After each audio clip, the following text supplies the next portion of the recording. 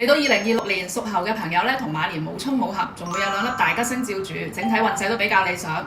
我哋第1粒吉星咧就係驛馬星，所謂驛馬星動，動中生財。屬猴嘅朋友喺馬年可以多啲走動出差，越跑動越忙，事業發展同埋機會就會越多，自然揾錢嘅機會就會越多啦。另外咧就係文昌星，文昌非常有利於我哋升職加薪、名成利就，特別係對於從事文職嘅人咧，要好好去把握今年嘅發展時機啦。而有意向考證或者讀書嘅朋友，馬年都係一個好好嘅機會。文昌星可以助我哋下筆如有神，金榜題名。另外馬年都會有3粒空星係要注意嘅，一係孤神星，佢會令到咧你會有時覺得好孤獨，冇人理解自己嘅感覺。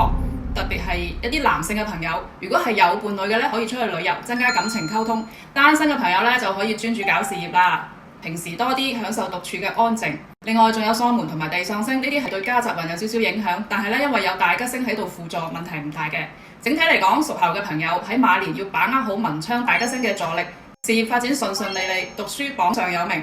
同時咧，平時得閒唔好一個人喺屋企啦，多啲出嚟跑動，多啲出差先至會越走越旺，財源滾滾都喺你出發嘅路上。記得點讚關注哦。